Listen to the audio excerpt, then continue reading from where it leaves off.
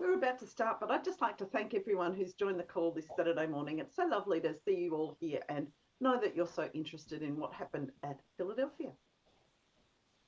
Good morning. Thank you so much, Janine, for that very brief insight of what's going on today. My name is Alex, and I will be your education chair for this year. And I'm very delighted to start this session with a bang. Well, maybe not a bang, but some insights and some experiences I'm sharing for all of us to take home. You might wonder why. Because there's a quote that comes to mind from Aristotle that said, well begun is half done. And I believe in setting the tone for what is ahead. And also, starting with intention and purpose builds momentum. And momentum, we all know, that takes us further than motivation ever will. Talking about start and fresh and beginning, spring has just started in Melbourne, or how we call it here, Fool's Spring. For me, the name doesn't matter. What really comes to mind is nature's reminder to reset and restart. And that is what today's education session is about. New ideas, new goals, and new ways of doing things. And for me, my goal this year is to inspire you all to look at education not as a task, but as a way of living. And as I was saying, for me, education is a way of living, and I would like to inspire you all to embrace it the same way. And I would like you to look at it as the joy of discovery, and also for you to have the humility to learn from others, because that's what today is about, for us to learn from our leaders and from their experiences. Today's education session is going to be led by Annei Schepisi. And let me tell you a bit about Annei. Annei has been a Toastmaster since 2017, and she wore many hats. She was a speaker, contestant, moderator, motivator, leader, and she did lead South Bank Toastmasters in one of the toughest time of the club. And Marlene just mentioned something about COVID. It was one of those times. And what she did back then is she performed a CPR, Club Preservation and Revival Technique. And that's something that we all remind ourselves, that she motivates everyone that she meets with her way of doing things. She's adventurous. You want to know about her adventure? On a whim, yes, on a whim, she ice climbed Mount Dutaku. I don't know if that's the pronunciation, but it is the second highest mountain in France. And she also cooked her way through 3 levels of MasterChef. Wow.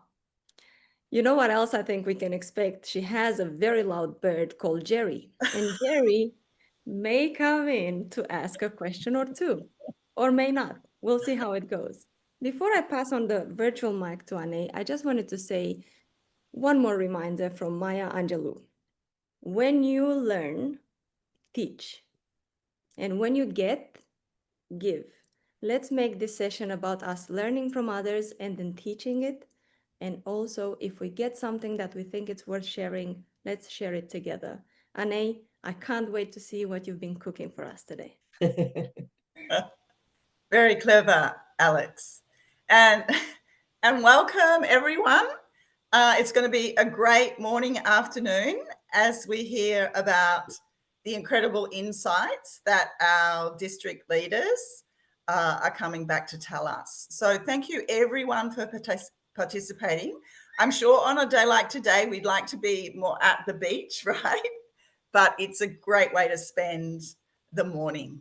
So thank you, everybody.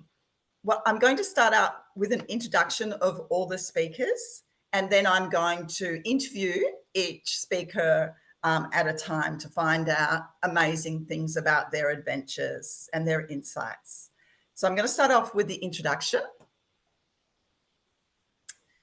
So I'd like to introduce Marlene. Marlene joined is a true trailblazer in both her professional and Toastmasters journey.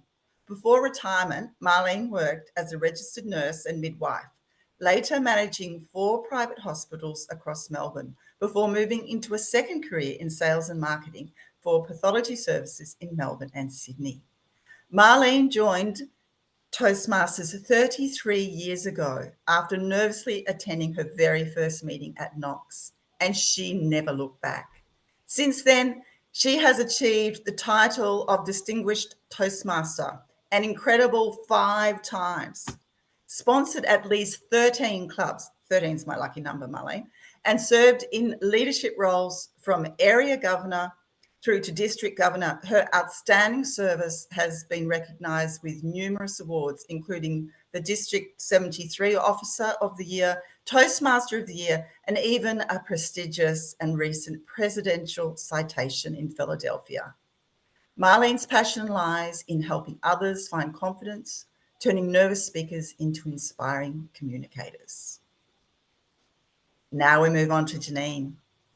It's my pleasure to introduce Janine, Distinguished Toastmaster, who is our District Director for 2025 to 26. Janine is no stranger to leadership, having previously contributed as Education Chair and Program Quality Director. This is her second time in district leadership, though her involvement and impact within the district have been extensive for many years.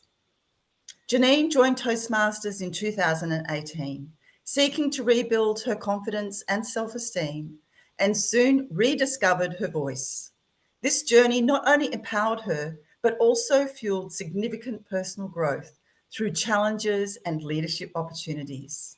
Her path includes service as a club officer, area director, club coach, education chair, program quality director, and now district director.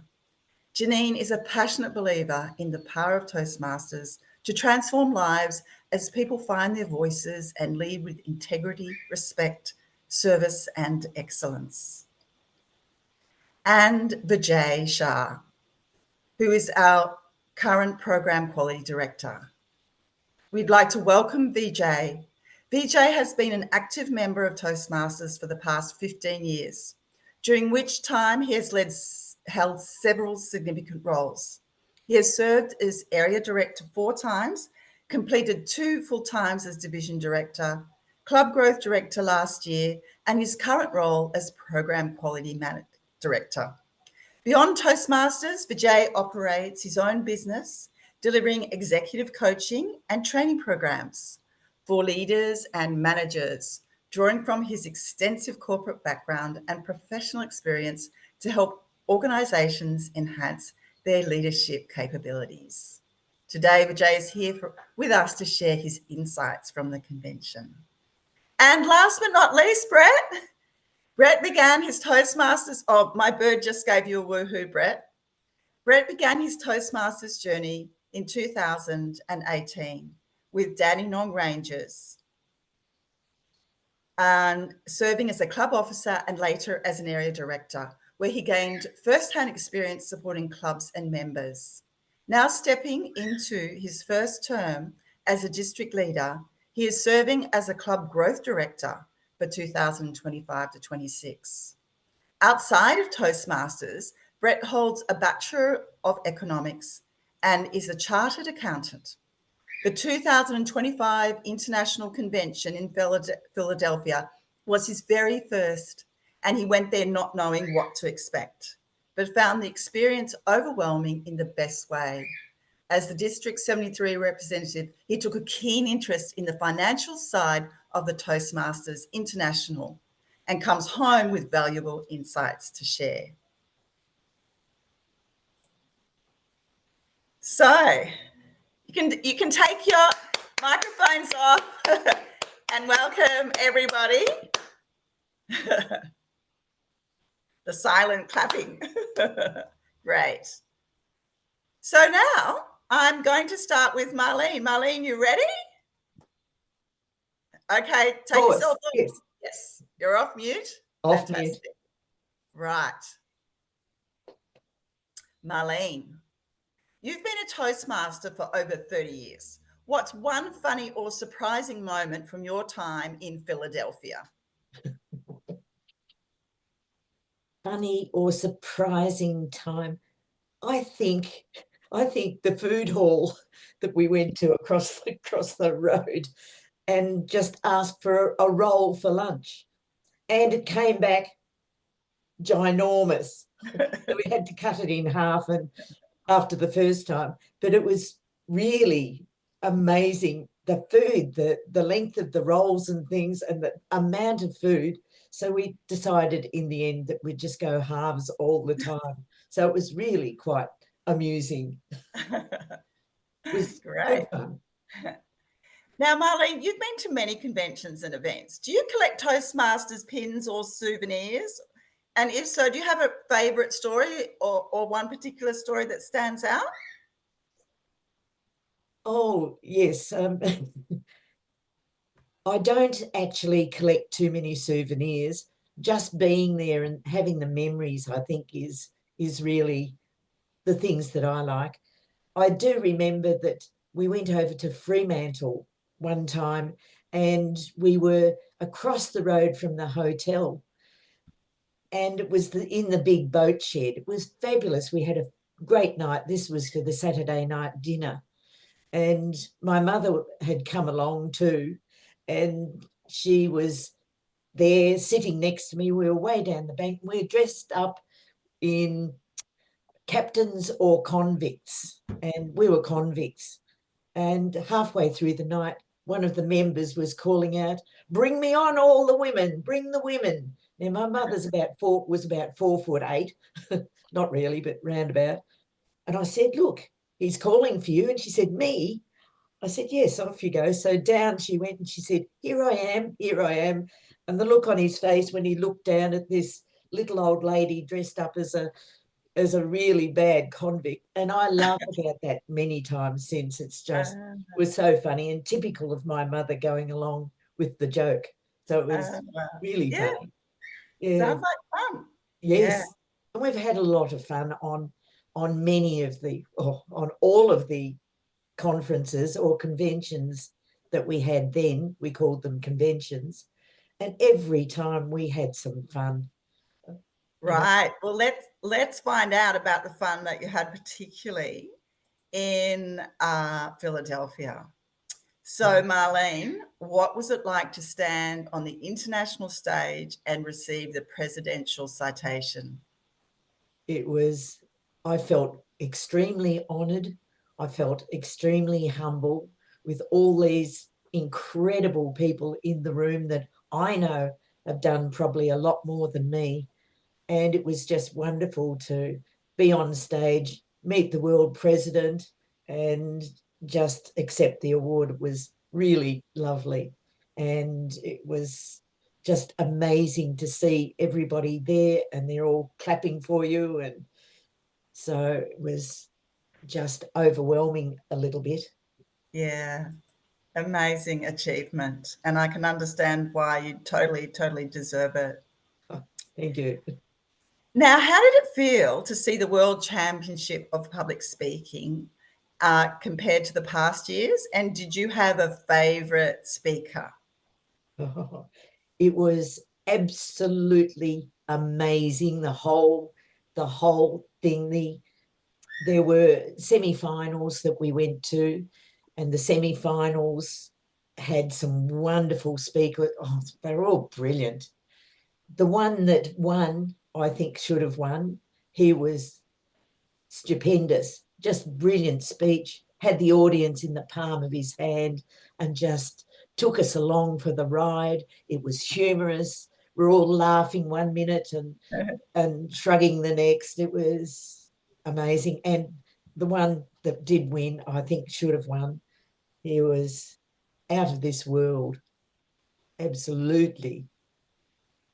Yeah, and it must be very hard to, like, when you get that quality, it must be very hard to choose between these amazing speakers. Yes, you have to really go for the minute details. When you know, one thing might be the humour or the body language, but all the speeches were just brilliant, and you just had to choose the best speech and the best speaker. The speech comes into it a lot, I think. Yeah, yeah. And Marlene, who are some Toastmasters you connected with globally that left a strong impression on you? Ooh, I spoke to a lot of people. I think meeting up with an old friend called Carolyn Caldy was brilliant because I've met her over the years. Initially, I think the first in about 2003, 2004. And when I've gone over with Judy, friend of Judy's as well, Judy Murphy, Yeah, and meeting up with her and just discussing world politics with her was great fun. And to catch up with her was brilliant. Also meeting some of the speakers, some of the contestants, some of the keynotes. That was brilliant just to watch them and then have a chat to them afterwards was amazing. Yeah. fantastic. And you've seen Toastmasters evolve over decades. What do you think should never change? And what do you think we need to change to stay relevant? Do you mean in the speaking or as a club and As a club? as a club and organisation? I Yeah. think that we should be doing what we're doing now. Still building up from COVID, but we should really look after our people. It's a people organisation, and they come to us to have some confidence in their public speaking. They don't know it, but in doing that, they become leaders. So I think we should keep doing what we're doing and push the fact that we make them feel very welcome. That first initial walk through the door, quaking at the knees, and we make them feel comfortable. We sit with them and talk with them. So all of that, it's in the moments of truth. Some clubs do it better than others, I must say. But if we all try, I think that'll get us and retain more members. And as they grow, Pathways is here to stay. So push Pathways and push how it will encourage them to speak, to learn various aspects and become a leader in doing so. But they'll tell them that they're going to get better each time they stand up and speak, and just be encouraging the whole time, especially with things like competitions. I fully believe in the strength of competitions, and we get all these younger people or new people up doing table topics, for instance. They just blossom. I just love to see them blossom. Fabulous. Yeah. And Marlene, I have to ask you, as a true leader, which you've demonstrated over and over again, what advice would you give to anyone who is interested in leadership of any sort? Join, if they're not in a club, join a club. Go to Toastmasters and stick with the program. And the longer you can get them to stick with the program, the better off they'll be, and they will become a leader. But I also think it's really important to get them to a conference. A district conference is where they cement the relationship. You know, they meet people from all over the place, other clubs, the other side of the city, regional clubs. You meet people from everywhere. If you can get them to a conference, they see it, I think. That's where it clicks. And get them to a couple, get them to 3, and you've got them for life. Now, I happen to hear from a little birdie that happens to work with me, who's a member at Knox, that you are into extreme sports in your past history. Can you tell us a bit about that? Which one? Okay. I've always been a water person. So always learning things like diving off my first 30-foot tower. What's that? 10 meters, whatever it is. Tower. I broke Whoa. my front tooth. You hit the water so hard. But I was very lucky to get into water skiing when I was about 17 and absolutely loved it. So from there went from slalom to trick skis to barefoot to kite flying behind a boat and then kite flying without the boat. Wow. And that was great fun. And are you going to jump out of a plane like Judy? Yes, I did some parachute jumps solo though. Solo. I didn't have a man to hug. Sorry, Judy. Yeah. Leave that to you. Jumping out was absolutely sensational. The world stops, and you just you hang. Like when you're on stage as a beginner. Yes, but it just stops, and you're just hanging there all alone. It's amazing, fabulous time. Beautiful. That's a couple of them. Okay, so is there anything else? We've got a minute left. Is there anything else that you'd like to share about your Toastmasters journey, or particularly in Philadelphia? Firstly, the Toastmasters journey, I think I've alluded to it.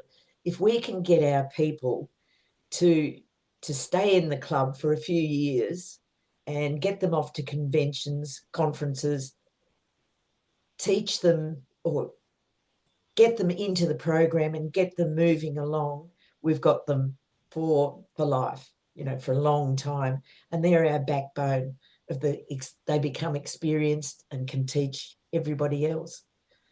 Secondly, I love, pardon me, here we go. Excuse me.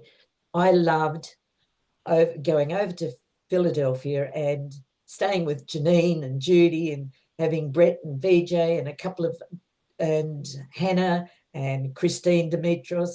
We all had a little band and we were going through the place and just bonding with them. It was absolutely lovely, sharing a room with Janine and Judy part of the time.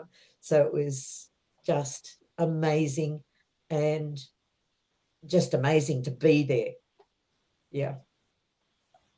Fantastic. Well, if everyone would like to take their mutes off so that we can actually hear the applause, that would be wonderful. Thank you so much. Thank you. That's great. Thanks, Annei. Thank you. Thank you. Thank you. And now we're going to move on to Janine, our esteemed district director. And let's ask a fun question. Janine, after all the intensity of Philadelphia, what's the one quirky or memorable side story from the trip? Thank you for that question, Annei. And something funny did happen, and I don't even know how much the others know about this. So if you've been to convention, you might know that on the first night at the opening ceremony, we have a parade of flags. It's a bit like the Olympics. When all the countries walk around the arena and they carry their flags. It's very, very proud, very exciting. Well, we have 5 districts in Australia and we rotate as to who gets to carry the Australian flag. And this year, it was the turn of D73. So I was just so privileged to be able to walk onto the stage holding the Australian flag. But of course, with Toastmasters, nothing is simple. And we had a 2-hour rehearsal the afternoon of the opening ceremony. We lined up, more than 100 of us with our flags. We tripped up on stage in our correct order, and we were going to do a second run. So we went back to the marshalling area. Now, the marshalling area was off to the side of the stage, and it was separated from the main room by black drapes. We get back there and we're waiting, and I'm chatting to my Australian friends who were standing nearby, and a couple of people had rested their flags on the drapes. And all of a sudden, the whole thing fell down. You know what I felt like? I felt like the Wizard of Oz when Toto pulls back the curtain. And we were standing there exposed for everyone to see. It was very funny. But you know what?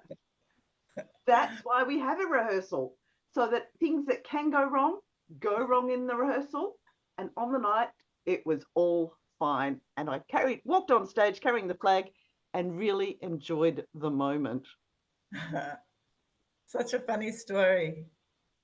And how did you go traveling with the trio and other members of District 73? Do you feel it has increased your bond with them? Oh, absolutely. I think Marlene's already referred to it. So we shared a room, Marlene, Judy, and I, and that was wonderful. It was such a privilege for me to spend time hanging out with these fabulous people. And although we didn't do a lot of sightseeing in Philadelphia, we did get out and see a few things. So I did particularly enjoy going to the oldest continually operating pub in Philadelphia, which was an Irish style pub called McGillen's. And there we are. This is a photo taken at the market. Marlene's talked about it. There were just all different kinds of food and coffee, fresh food, prepared food, souvenirs. It was all there across the road from where we were staying. And on the last day, we went to the Cheesecake Factory. I thought it would be like the Cheesecake Factory near me in Templestowe, but it was beautiful. It was glorious. It was Art Deco. It was magnificent. And we had beautiful Philly cheesecake, which was also delicious. Yum. Yeah. I love Philadelphia cheesecake. So the convention. What did you think the World Championship contest? What did you think of the World Championship contest? And did you have a favourite? Well, look away now if you don't want to know. I did love the contest. It is a thrill. It is really a highlight of the event to be there in the room for the World Champion Public Speaking. If you ever get the chance, go. It is magnificent. These guys were wonderful. They pulled on your heartstrings. They spoke with humor. They had great delivery. It was just a joy from start to finish. You can see each of their speeches on the Toastmasters International YouTube channel. So get on there and have a look. Easy to find, well worth it. You'll be inspired and you'll strive even harder in your contest. Yay. And what would you say were the main highlights from your experience? Almost too many, Annei, but I did love the training. And for me, it was different second time round because last year I'd met the leaders from the other districts in Australia and New Zealand. And this year, it was the magic of reconnecting with old friends. And I learned so much from them, and they are really inspirational. So I love the training. I also loved, of course, the contests we've spoken about. All of the speakers were wonderful. The keynote speakers, Matt Abrahams, read his book, watch the video if you can, particularly if you want to know how to improve your table topics. Really great content, so many great things. And I almost don't know where to start, but they were my highlights. Thank you. Now, have you got any announcements from the board briefing, especially changes to pathways? Look, I do. And there are some things that I feel it's really important for me to share.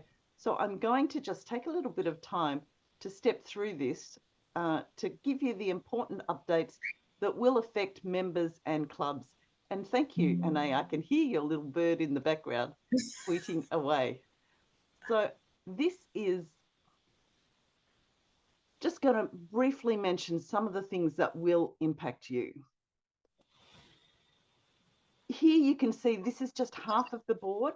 There are 14 regions and each one is represented by a board member.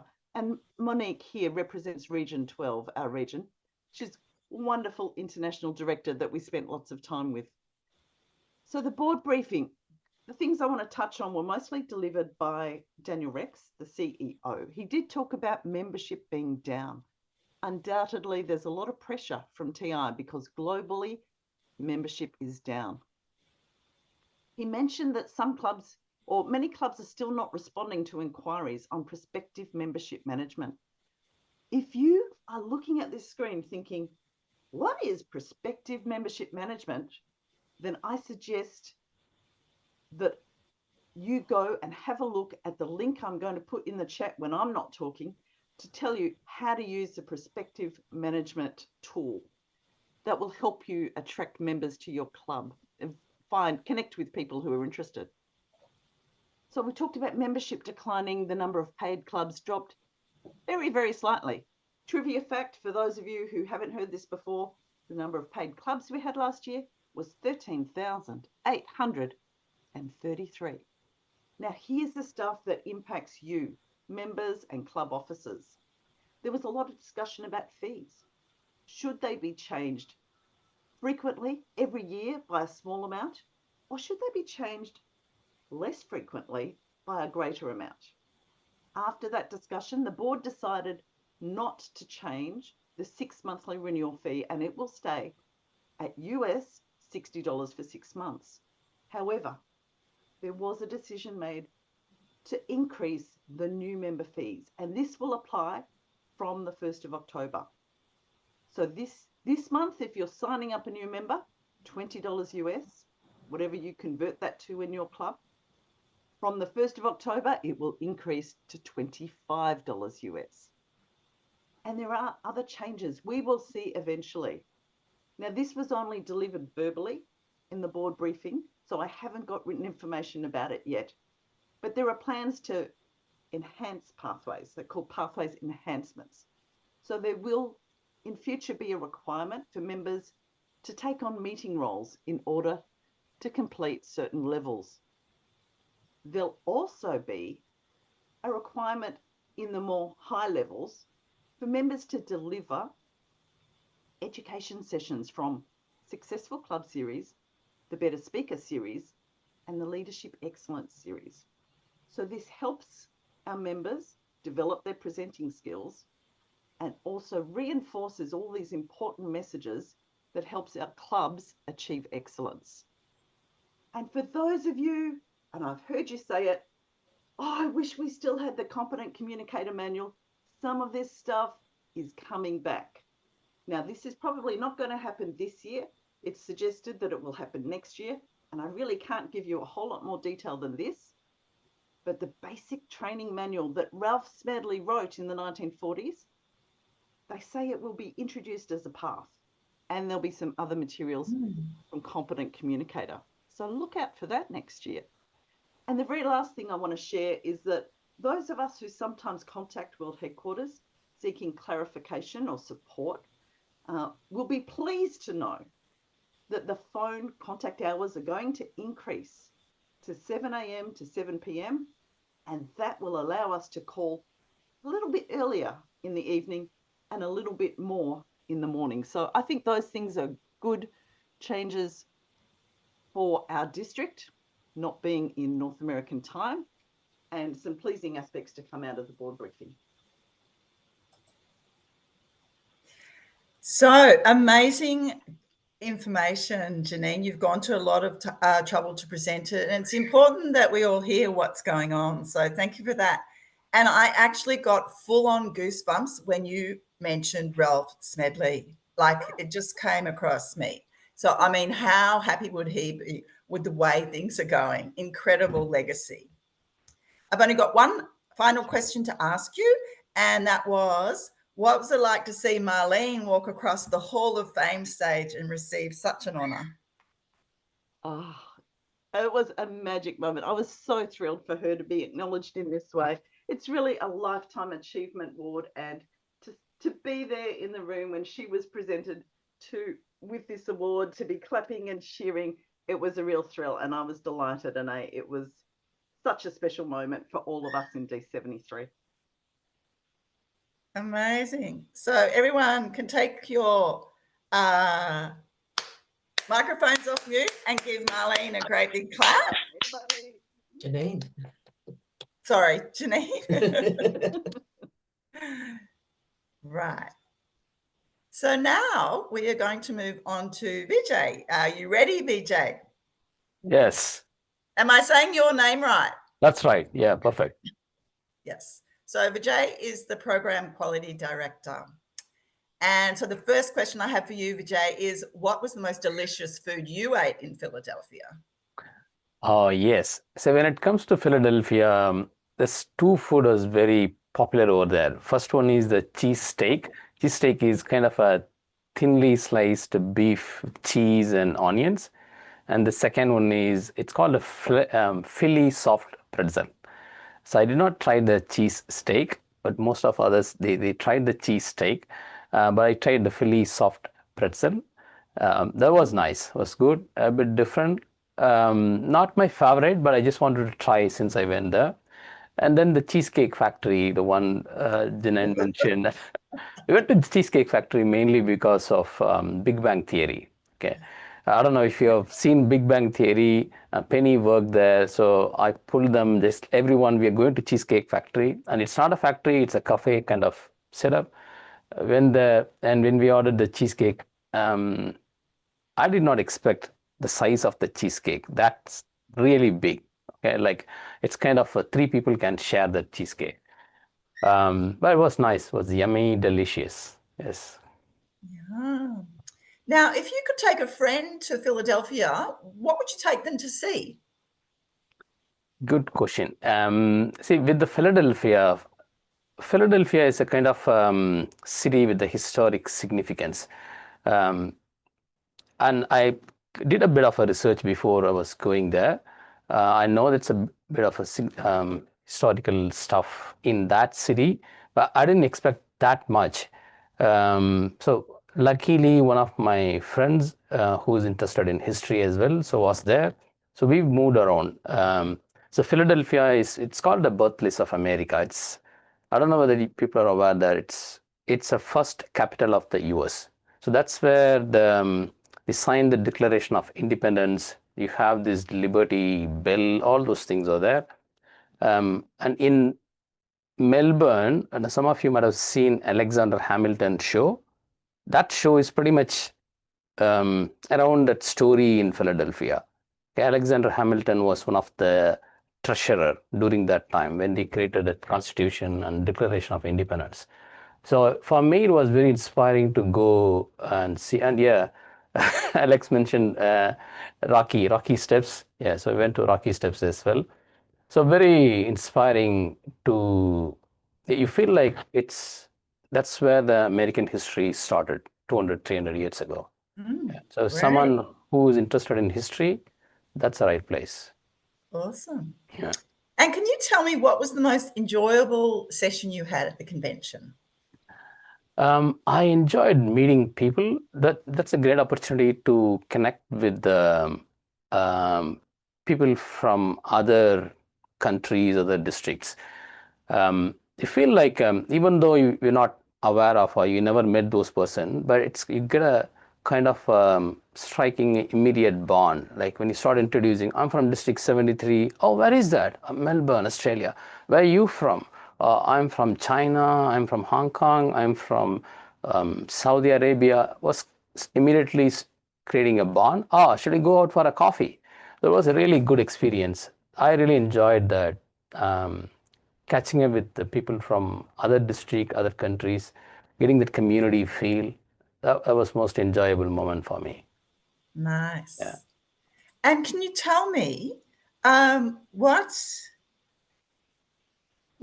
did you learn anything about how members globally are engaged with pathways? That's a good question.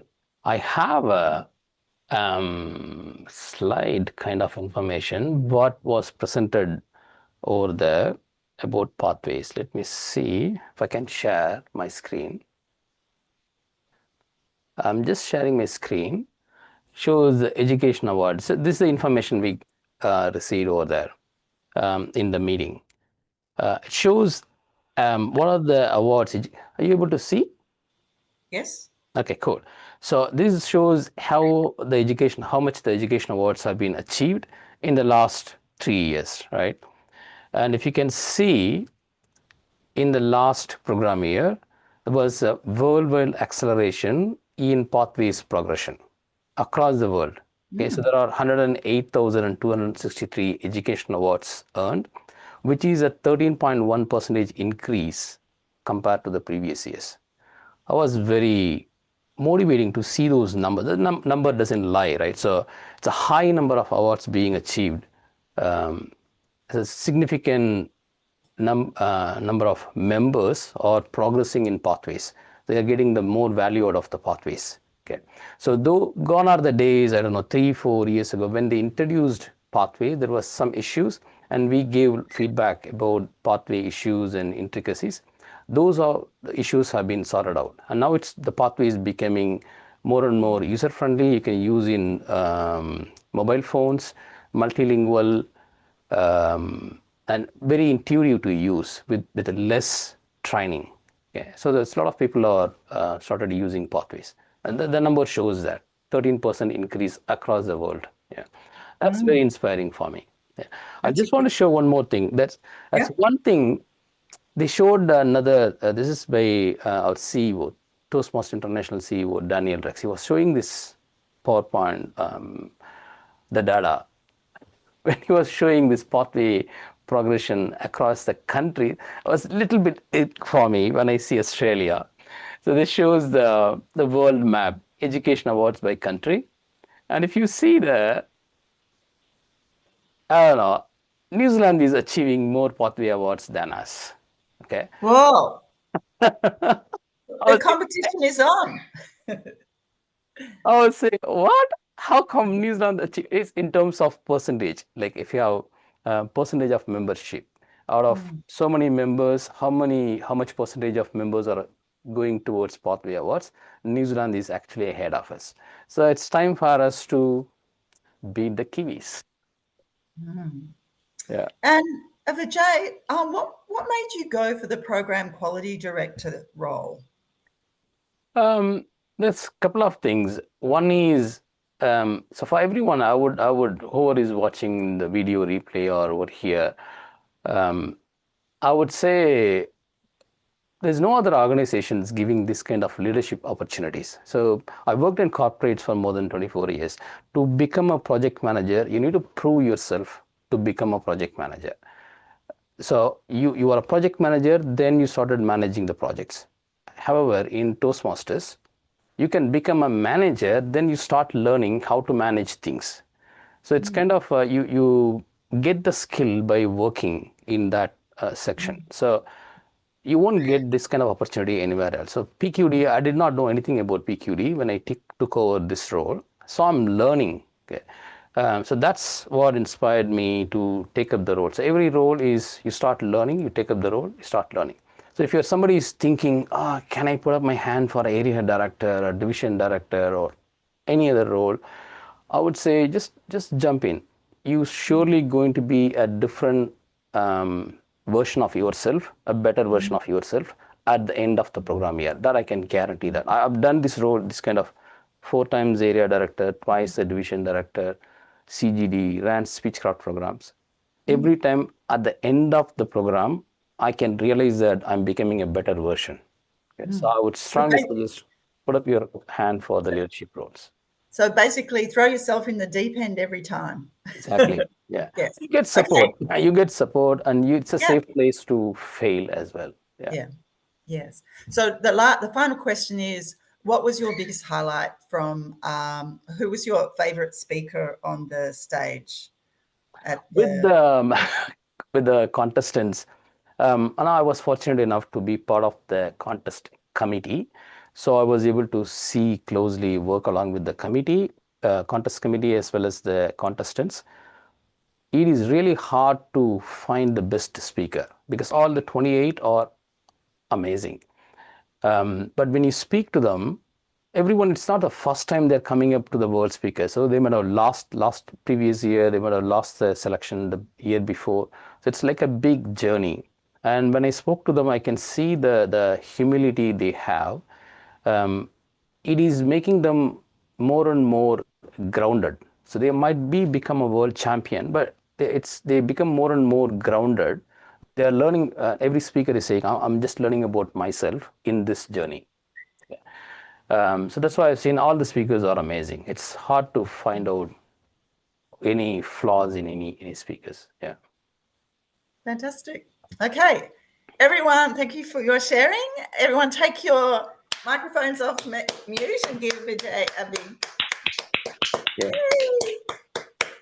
Right. Now, Brett, are you ready? I am. Fire away. Fire away. this was your first international convention as part of the trio. What's a fun or unexpected moment you'll never forget? I've spent most of the last 40 years dealing with annual general meetings and business meetings. The business meetings at this convention was like something I've never seen for a number of reasons. A, it went for 5 hours. B, there was probably 11 to 1,200 people there. But the most bizarre thing was that they would allow 3 minutes for voting and then 3 minutes to tally the votes. And in the 3 minutes they tallied the votes, everyone got up and danced in the aisles. And it was not something you generally see at the BHP annual general meeting, I can assure you. And when I asked if they could actually put the nutbush on so the Australians could show them how it's done, I was politely told, "Oh, Australia's the only place in the world does that silly dance, so we're not doing it." So, yeah. That's funny. Quite bizarre. So if you had to sum up Philadelphia in just 3 words, what would they be? The town or the convention? Everything about Philadelphia. Oh, well, I'm studying Australian history and British history at the moment, so I love history. And it's if you want to go anywhere in America for history, Philadelphia is probably the place because, as Vijay said, it was where the Independence Declaration was formed and then ultimately signed. It was where the 13 original states got together. So it has a lot of history. It's an amazing city from that point of view. And I spent a few extra days after the convention. I had 4 days and I probably could have done with 4 weeks. You just don't scratch the surface. So that's the town. Yeah. The convention itself, I think, it gives you a better understanding of the organisation. I mean, Toastmasters is a big group. There's nearly 270,000 people. And to lift the bonnet and look under it and see how it all runs gives you a much greater understanding as to where it's heading, I think, and the challenges that it faces. Mm. Mm. How did the international sessions shape or expand your view of club growth?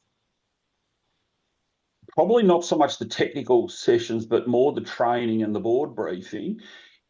There is some bad news in all this, in that the last 3 years, Toastmasters International has lost a little over 20 million Australian dollars. And I'm not speaking out of school, this is readily accessible. Yeah. Nearly 13 million US in 3 years.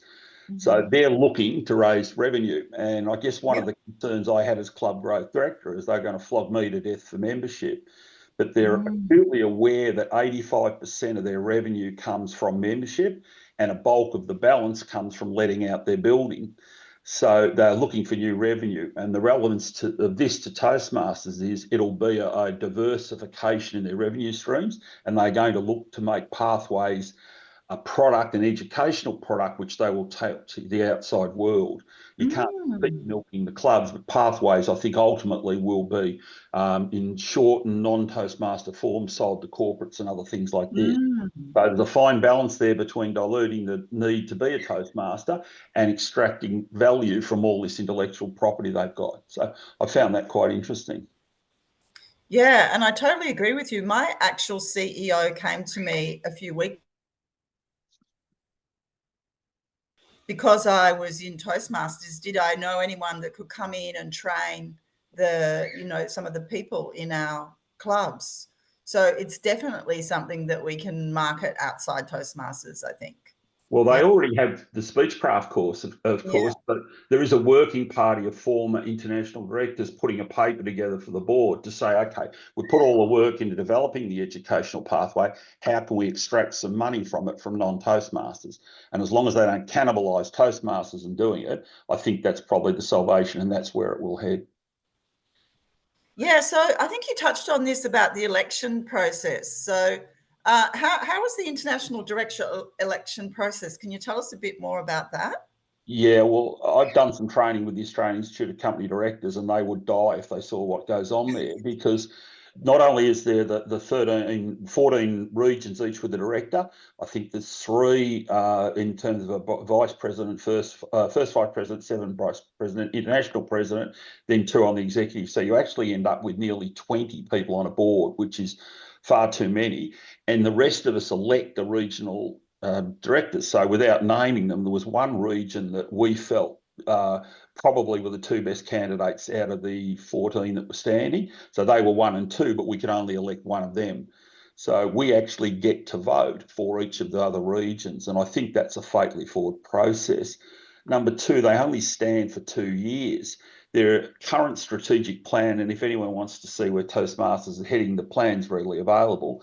It's a 3-year plan from August 2024 to August 2027. So we are electing people who will spend their whole time on the board within that one strat plan without having any input into the next one or the one they're currently working under.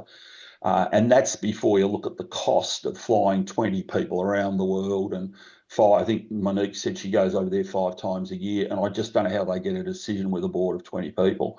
That's my personal view, and I think at some point they'll have to rationalise that. It's just an unworkable strategy, and it might point to the fact that things tend to change a little slowly. Where they have a massive advantage, of course, is less than 5% of organisations last 100 years. We're now in a year 102.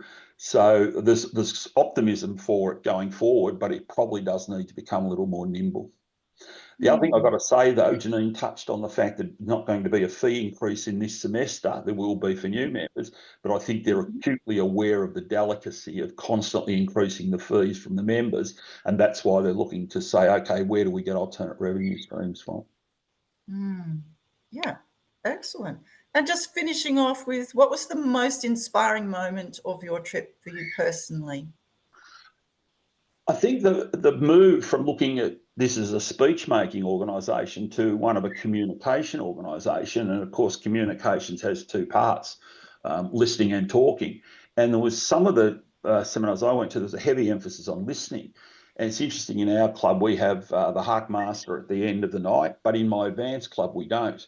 And I think the beauty of the Hark Master is it does encourage you to listen as well as talk. And I think ultimately there will be more emphasis on that part of communication rather than all just being one way.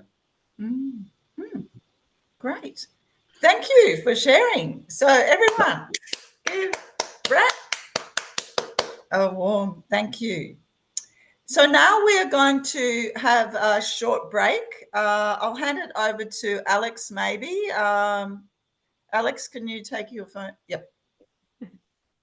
Thank you. Thank you very much, everyone. That was very inspiring, and I love to hear all the stories. Marlene, congratulations once again. What a beautiful achievement, and to put your life to all of us, basically, because 30 plus years in Toastmasters is for all of us to learn from you.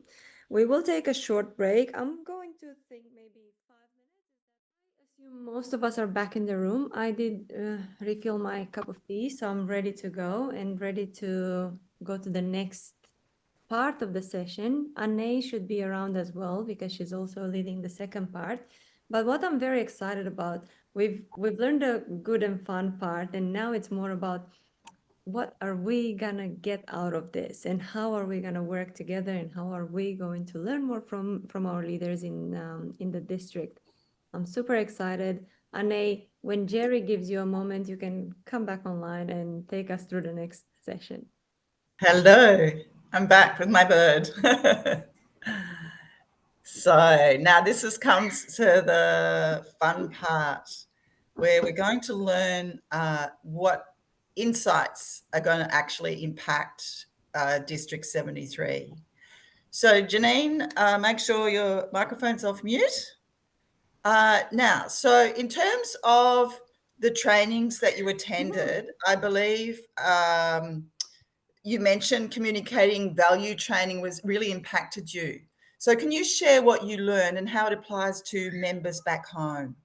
I would love to. Thank you for giving me this opportunity, Annei. This is something that I'd like to work on as a module or a presentation to do with everyone, because I think it was so powerful.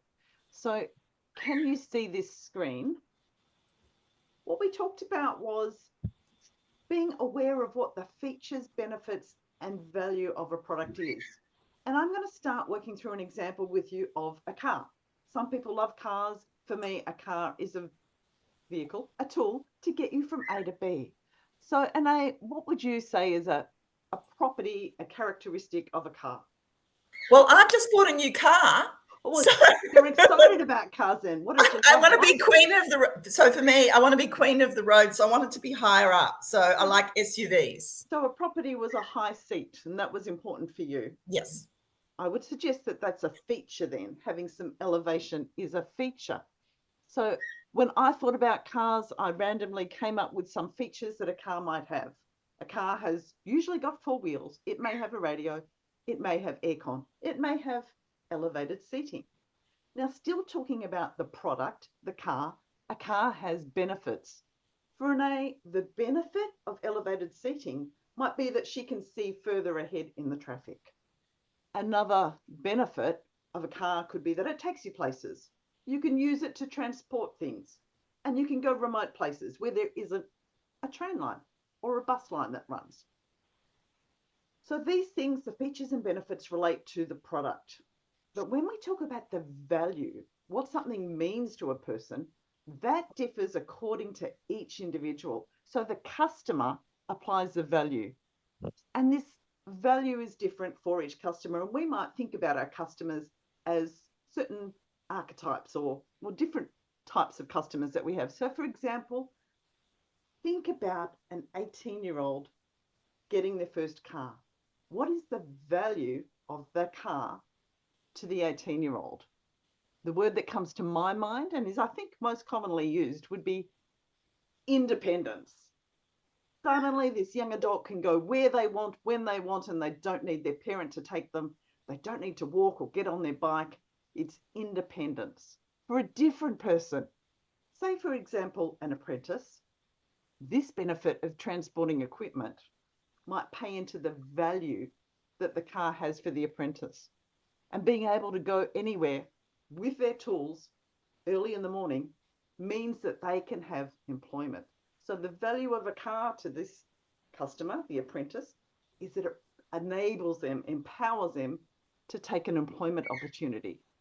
And for someone who lives rurally, maybe quite isolated, the value of a car is connection. And that's really powerful. No one wants to be isolated in the country, unable to connect with other people. So the value of a product differs for each customer. And this is something we need to be aware of when we're talking Toastmasters. So let's apply this same thinking to Toastmasters. Sometimes we start talking about the features of Toastmasters. And there's a video that we saw called Terry the Toastmaster, and he talks about table topics. Now think for a moment, if you're talking to someone who's just walked in the doors of your club about table topics, they don't even know what table topics is. So it doesn't have any value to them. You can talk about fortnightly meetings or prepared speeches. Sometimes we talk about the benefits of the product, the benefits of Toastmasters. And we often say that we develop more confidence. This is undoubtedly a great benefit of the product. Brett's alluded to better active listening skills. If you're going to be a good evaluator, you're going to need good listening skills and better presenting. So these are skills or benefits that come from the product. But a customer may not value developing more confidence. They may say, I'm already pretty confident. I don't need that. So let's look at some different customers and what the value of Toastmasters to them is. So do we have members of our club who are perhaps in the 20 to 30-year-old age range who are starting out in their career? They might be graduates. They might be just early in their career. The value of Toastmasters could be that when they demonstrate to their employer that they can present well, that they're confident, they can run a meeting, they might get a pay rise. And that pay rise might be the key for them getting a home loan. Now, this is life-changing, being able to buy your own house. Looking at a different customer, someone in their mid-career, what's the value of Toastmasters to them? Well, it will differ from person to person, but it could be that showing these benefits means that they get a much desired promotion. And suddenly they might find themselves working at the next level, and that gives them an enormous boost in their career. And a third example, someone in midlife. We talk about a midlife crisis. It might happen. It might not, but someone in midlife might get the benefits of Toastmasters, but the value to them, the emotional, powerful impact, could be a new career. It could be. When I was considering a new career, I joined Toastmasters. And now I believe that career could be possible for me. So I would like all members to think about talking to visitors to their club about the value that Toastmasters can give to them. And to find that, you're going to need to listen to what that visitor to the club is wanting from the program, where they're at in their life, and what the impact to them might be. But this is much more powerful than talking about the features or the benefits. Let's get our members thinking about the value of Toastmasters. Yeah, I think there's a lot of people out there that don't realize just how much can make a difference too. And it just reminds me when you're saying that, I think in terms of getting out there, some high-level members, I think should be going straight into corporates and just doing a 20-minute spiel, because it's going to help that organization. So absolutely. We need to be appealing to corporates about the value of Toastmasters to them. Yeah. And talking their language about return on investment. Yeah. Yeah. Exactly. Okay, so what do you see as the biggest challenge to Toastmasters International, and how does this impact our district, and how will you lead us through this? Okay, so I think that we have talked about the global environment that we're operating in, particularly at the moment, where there has been membership decline. And as Brett talked about, that means a decline in money, income, and the number of staff that are employed at Toastmasters International World Headquarters. It's starting to affect what they can do, the support they can offer, the innovations they can introduce. So the pressure has been placed on all districts to charter new clubs and have membership growth.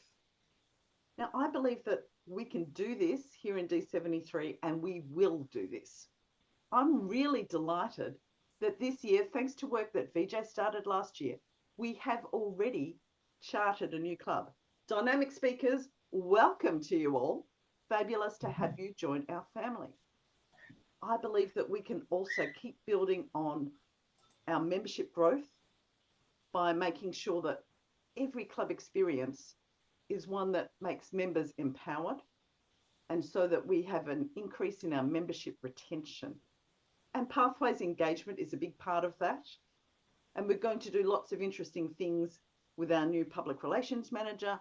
And we have lots of strategies for both chartering new clubs and improving our membership growth. So if you had to sum up your vision for District 73 in the years 25 to 26, what would you say? Thank you, Annei, again.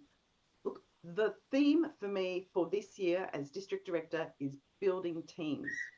We have a fabulous team of leaders in our district this year, and I know that because I saw it at the District Officer training in July.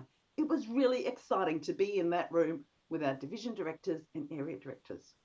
And we have even more exciting, enthusiastic people on our team. We've got a great club coach coordinator who's excited to be promoting the program. We've got wonderful incoming speechcraft and youth leadership program coordinators who bring new ideas. We've got a club retention chair who's going to help lift the membership of those lower clubs. So this year we're going to have a great team of people working together. We're going to charter more clubs. I think we'll charter at least 5, and we'll continue to build on our success with our distinguished clubs. It was such a thrill to be presented with the District Program Quality Award at Philadelphia. We can do this again in a year's time. Lots of clubs that know how to be distinguished, and I'm keen to see who's going to be the first club to be a Medley Distinguished Club this year. We're going to have a great year. I'm really excited about it, and building teams, working together, that's what's going to happen. Fantastic. So is there anything, you've got like 1 minute left, is there anything else that you'd like to share? I'd just like to thank everybody that's on the call, because whether you are officially in a leadership role or not, I know that you provide leadership every time you're at a club. And it may not seem significant to you, but every time someone finds their voice or starts to believe in themselves and takes that next step, That's the transformation we love to see here at Toastmasters. And you make it possible by supporting clubs. So thank you all. And I look forward to having a wonderful year with you. Thank you. We look forward to having a wonderful year with you, and thank you so much. And you look amazing on video. You're a natural. Okay, now Vijay, take your mute off, and we're going to rock and roll with you. Yes.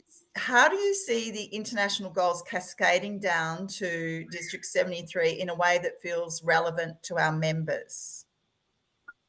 Yeah, so with the district goals, first I want to show how this distinguished club program is going at the international level. I just share this slide that gives an idea about where the TA is heading across the world. Okay, so I'm just sharing my slide. If you see this screen, it shows the distinguished clubs as of June 30th.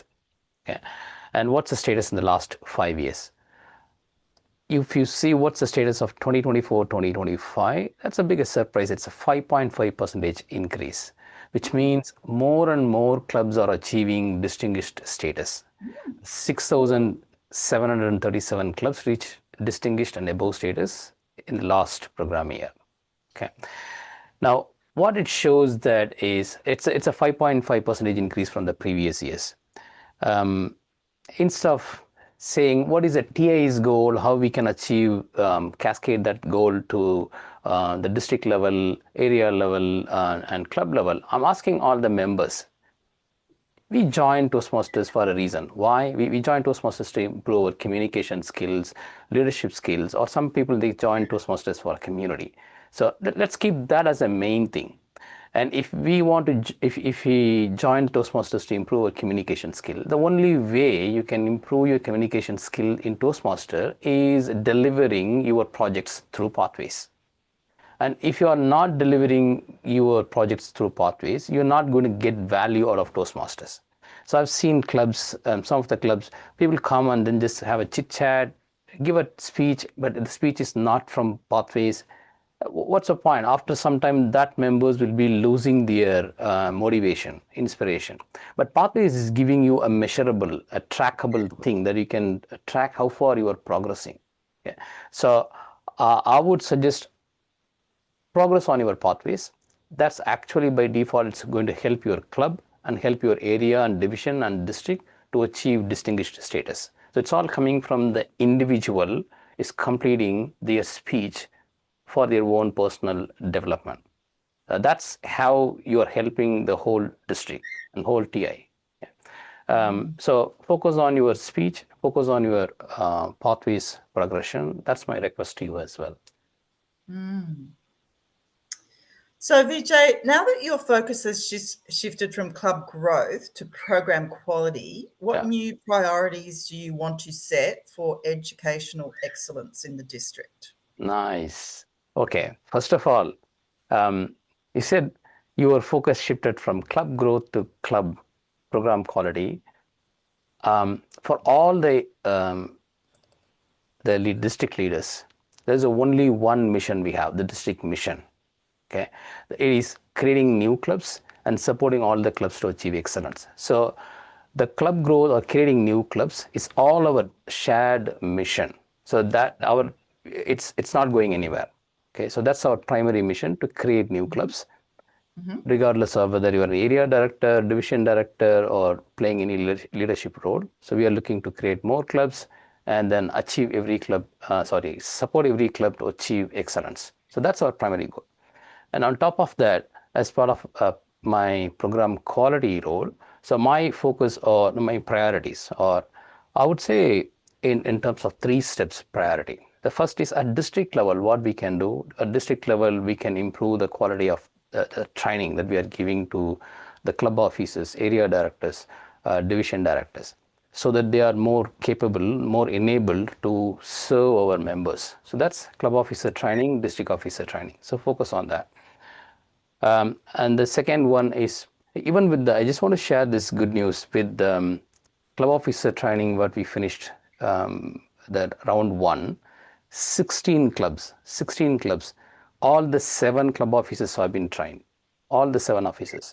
So I really appreciate those 16 clubs. I will get an opportunity to publish those club names. That's really good. Congratulations. Those 16 clubs, all the 7. And 85 clubs out of 115 clubs. 85 out of 115 clubs. 4 or more club officers have got trained, which means they already got the DCP point. They got a tick already. Okay, so I really appreciate those clubs. It shows the people wants to get the value, and our job is to give them the value. So that's the first one. District level, focus on the elevate the club officer training value. The second, club level club officers, what can do is you can progress on the DCP. Okay, so track the DCP, how far your club is progressing on the DCP. That's the only way you can give value to your members. Okay, so the DCP is your KPI, key performance indicator, how far you are performing well. So at club level, we can add value to the members. At member level, what we can do, that's the third step. Member level, we can improve the recognition, membership recognition, or sorry, achievements, member achievement recognition. So yesterday I received an email from TA, Julie Green achieved Distinguished Toastmaster Award. Well done. So that's a thing that we have to appreciate each other and then recognize this member achievements. So congratulations, Julie Green, for achieving DTM. That's the highest honor anyone can achieve in Toastmasters. And then as a member, focus on, if you're not in Pathways yet, please enroll into Pathways. Pick up any row, any pathway, start giving your speeches. So those are my 3 priorities: the education, the training, membership,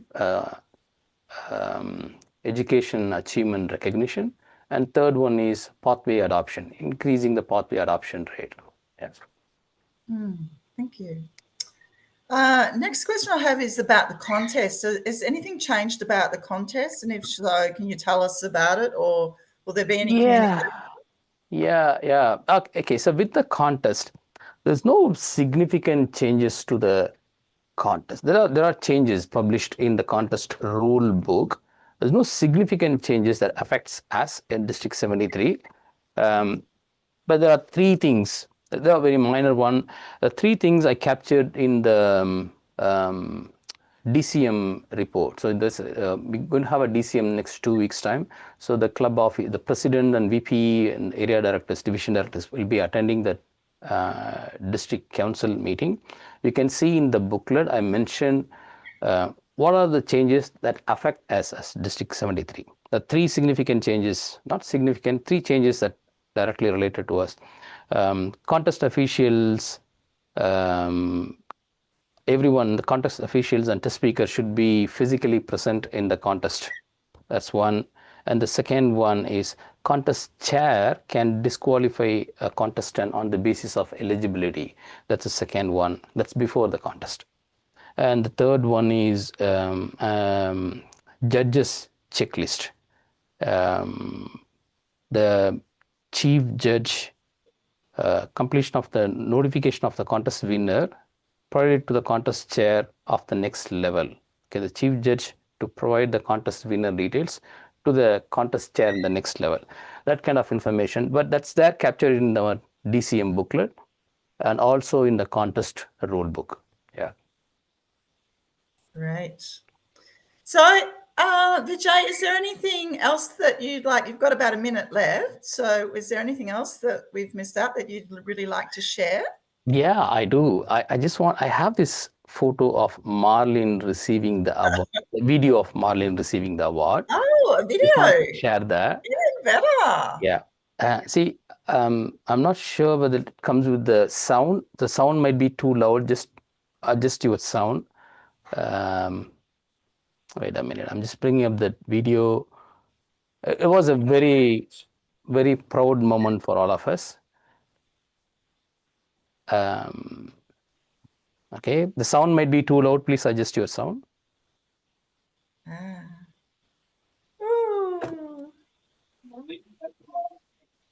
Influential member of Toastmasters for 33 years, demonstrating an unwavering commitment to the organization. Whether mentoring new members, guiding clubs to success, are ensuring the smooth execution of major district events. She fosters a positive and collaborative environment. In her professional journey, she has incorporated Toastmasters principles into corporate trainings, academic workshops, and major public events. In doing so, she has showcased the organization's impact for a broad audience of professionals, students, and community leaders. Sorry, and just one more, another 5 seconds video. Janine was walking with Australian flag over here. Whoa. Beautiful. Wow.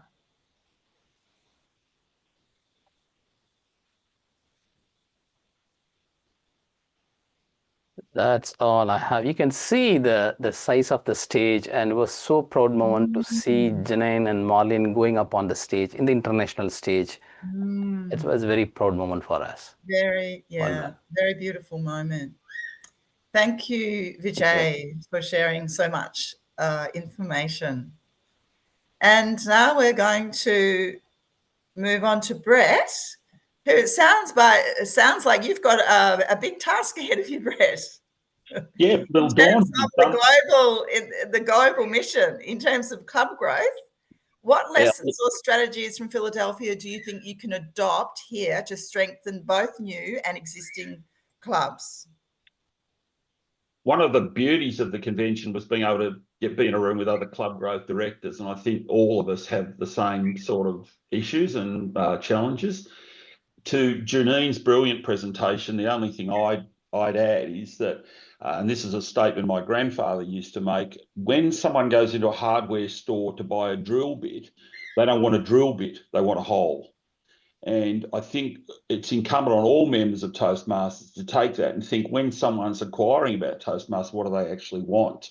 So I guess one of the tactics I'd like to employ is to get all Toastmasters to basically be, I guess, advocates for it, but also be mindful of who you're talking to. I mean, one of the speeches over there, he made a joke. He said that you really need a GOAT. And everyone sort of said, what's GOAT? He said it's a glossary of acronyms and terms, because it's no good talking to potential members about, table topics or about Harkmaster. You've got to actually, as Janine said, explain the benefits to them and explain the value. So that's it.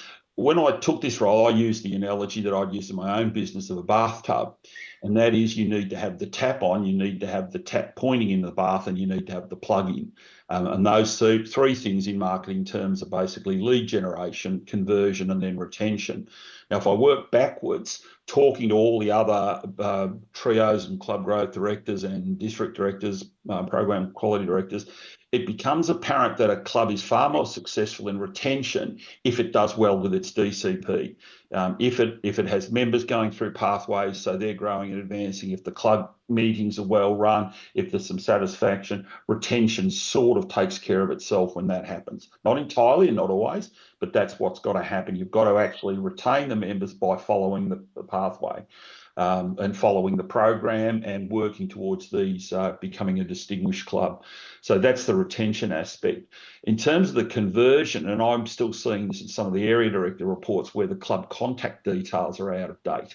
So I'm encouraging, I'm still thinking through the best way to do it, to what we call shadow shop. I would ask someone from each club to just ring and the number of the contact details and see how you're treated. And I did this on the basis of an experience at our home club in Dandenong Ranges a few years back, when a VPM who's no longer around, I got my wife to ring, and so I'm thinking of joining, and she'd never hear anything. So I approached him and said, did you get a call from someone called Sharon about joining? He said, oh, yeah. I said, have you rung her back? He said, no, my standard's to get back to her within 14 days. Is that all right? I said, I think that's ludicrous. I think 24 hours is getting too long. Really, an hour if you can, but if not, just let them know. So it's no good us generating all these leads and then them just dissipating. And one of the things I'm looking at, and we've done this in our own club, is possibly name changes. We were known as Dandenong Ranges, and for those outside Melbourne, it's a mountain range 40 kilometres east of the city. But sadly, there's another town with the same name 30 kilometres away. So we were getting inquiries from people in Dandenong when they had to drive 35 minutes to get to the club, they lost interest. So, that's a conversion issue. And I guess then the generation of the leads in the first instance has got to come largely from the marketing team here. And we're very, very fortunate this year to have Kim Harris on board, who's a highly experienced marketer and has already provided some wonderful insights into what we should do. So my strategy will be across those three things: lead generation, conversion and retention. Underneath that, a range of tactics, which I hope will make it work. In terms of every goal needs to be measurable. So I know, like, when for clubs, we've got this, you've got to have a certain amount of members join. So do we actually have a target that we have, right, we want this many clubs by this date? We'd like to finish the year with a net 5+5. Right. So it's a clear goal. And did we achieve that last year? No, we haven't had net growth for a while. Having said that, very few places in the world have. When they put the graphs up on the board, they, I guess for their own internal political purposes, put up fee increase, introduction of pathways and COVID.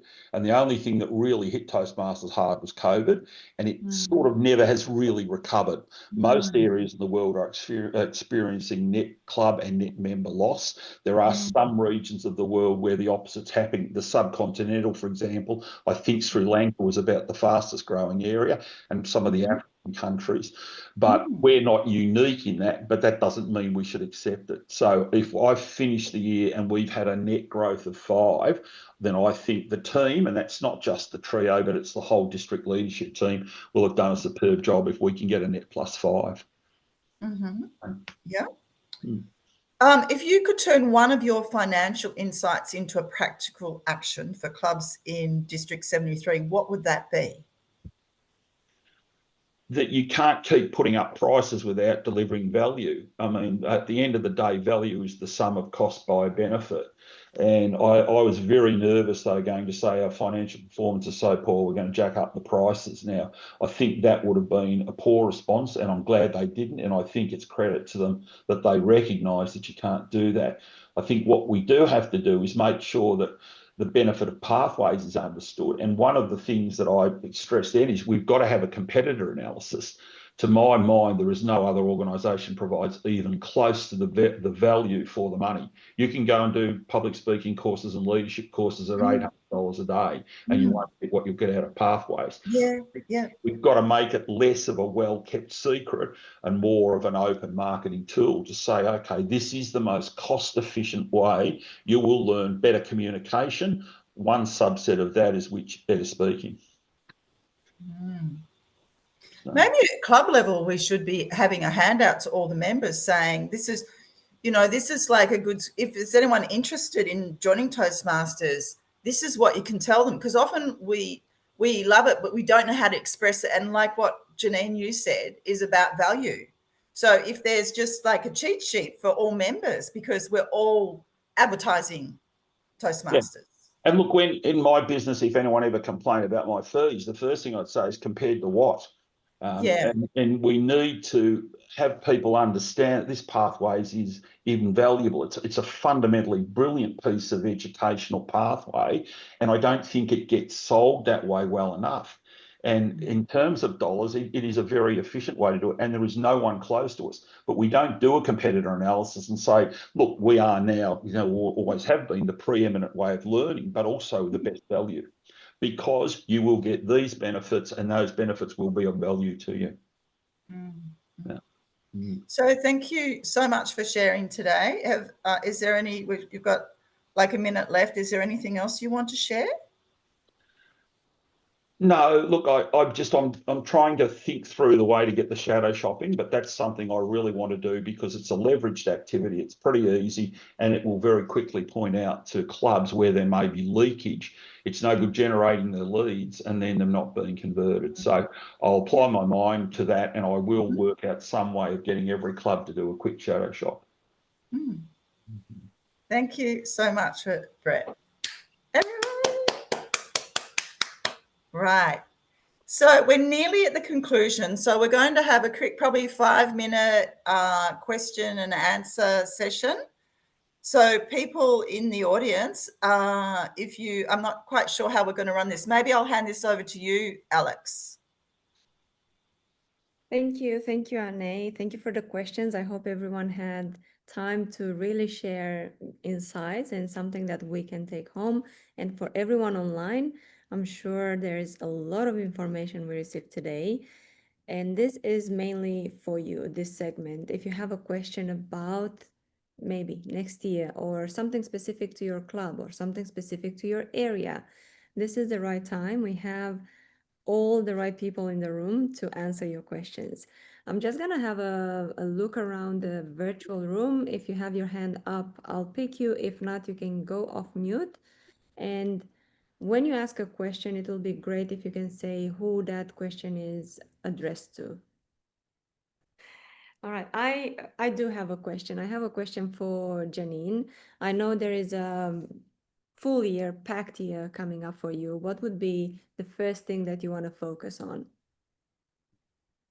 Thank you for that question, Alex. The trio have different roles and we do have our own lanes that we stay in. So I would like to take this opportunity to thank my wonderful meeting team who is helping me prepare for the district council meeting. So that meeting in 2 weeks' time is an opportunity for all clubs to be involved in the decision making of the district, to come along and learn, to be involved by voting so you can have your say in decision making.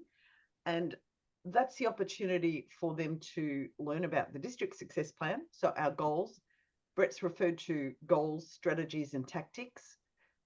You'll have an opportunity there to ask questions as well. We'll be talking about our budget.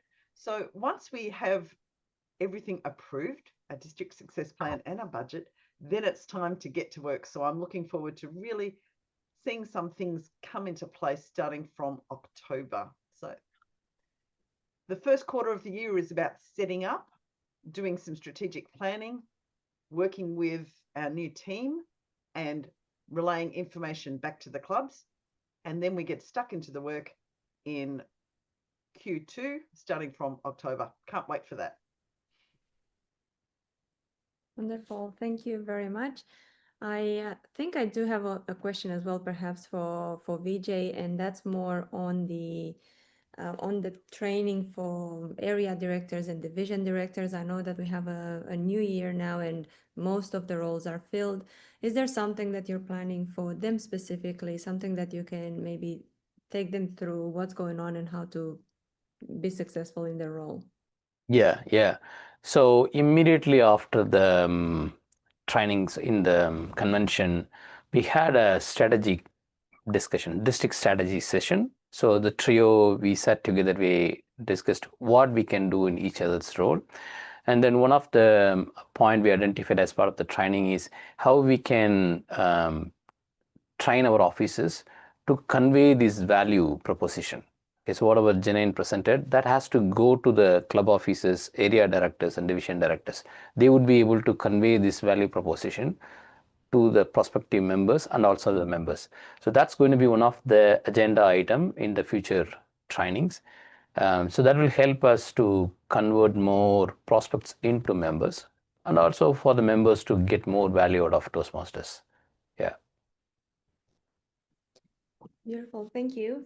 One last question for Brett, just because I can and no one else wants to, why not? Let's go with something that Vijay mentioned in the interview. He said that actually I haven't shifted from this role to this role because everything is one big mission. And my question for you, Brett, is how do you see this collaboration between the three roles to achieve your part of the role? I guess it's like any delineation, you need to understand what's a group requirement and what's an individual requirement. And one of the ways we do that, we've got some tracking tools. We're using Trello and a spreadsheet. And each Monday at 2 o'clock, we have a 3-way hookup. So at least weekly, we're covering off on things. it's not going to work. We're ringing each other on the hour and saying, look, you know, this has just happened. We batch them up. We have a sort of very loose agenda, but we will talk through and say, okay, this has got to happen. Right, I'll take that on. We'll look at that. In some cases, all three of us can't do something. There's been some meetings or some interviews when three of us couldn't do it. So two of us would get together and work out how we're going to address it. So it's the weekly meetings where I guess we plan who's going to do what, so we have neither omission nor overlap. That's beautiful. Thank you, Brett. And what came out for me out of all this discussion that we had today was the transparency and the bravery and the courage and the excitement that every single person in the role has for us to move forward. I appreciate your time. I know it's Saturday. I know it's close to lunchtime. I'm going to wrap this up. But before I do so, I want to obviously acknowledge our Zoom master for today, Graham. I appreciate your support. You've been nothing but spectacular and absolutely amazing. Thank you for the help. Of course, Annei, thank you for preparing the questions and for taking all of us through a journey from then to when, perhaps. And also, I've sent out an email to everyone in the district and I received some great responses. I know that most of you are not online, but if you do see this recording, I'm reading the emails and I will get back to you to see how we can work together for this district education training program. Thank you very much, everyone, and I hope you have a great weekend.